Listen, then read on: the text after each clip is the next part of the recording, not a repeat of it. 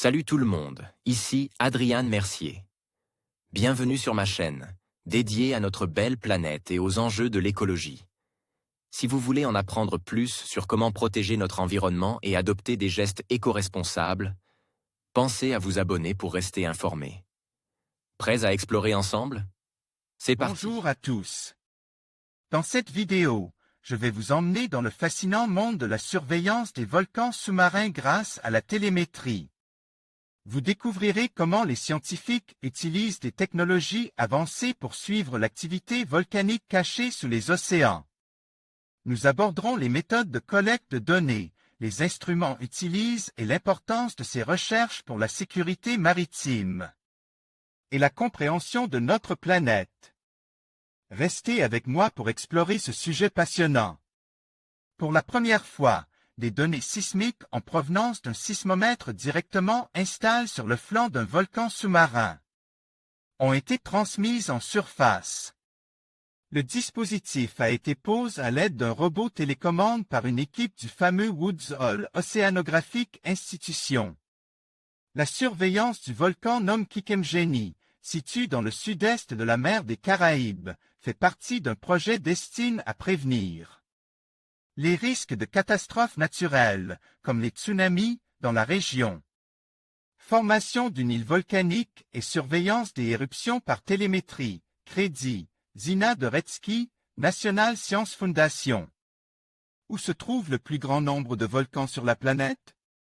Si vous avez répondu sur les continents, vous avez tout faux. En réalité, c'est au fond des mers et des océans qu'ils se situent en majorité. En quelques centaines de milliers d'années, après être entrés en éruption des milliers de fois, certains d'entre eux ont superposé tellement de couches de lave qu'ils rejoignent la surface pour former des îles comme Hawaï ou l'Islande. Le processus est bien sûr fascinant pour un géologue, mais les récents événements ont prouvé qu'il ne fallait pas sous-estimer les dangers que font planer l'activité tectonique et volcanique sur la planète. La région des Antilles et des Caraïbes est déjà tristement célèbre à cause de l'éruption de la montagne Pelée à la Martinique et celle, moins coûteuse en vies humaines, de la soufrière de Montserrat.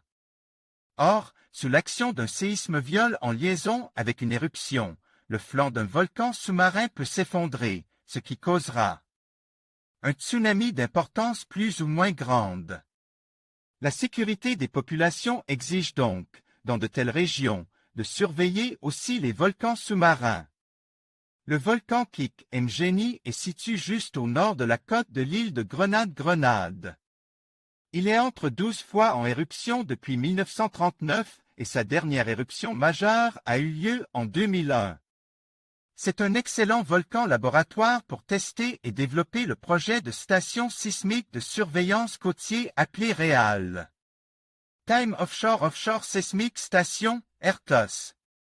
Situé à plusieurs centaines de mètres sous la surface de la mer, celui-ci n'a encore causé aucune catastrophe mais la surveillance continuelle de l'activité sismique sur ce volcan devrait permettre de détecter des signes avant-coureurs d'éruption. Ce que les chercheurs apprendront ainsi leur permettra de tester aussi bien la technologie de la surveillance télémétrique sous-marine d'un volcan que des modèles de prévision pour les risques de tsunami.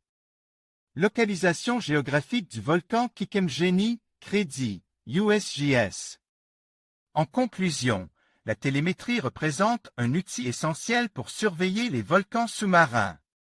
Grâce à des technologies avancées, nous pouvons recueillir des données précieuses sur leur activité, permettant ainsi de mieux comprendre ces phénomènes naturels et d'anticiper les risques potentiels.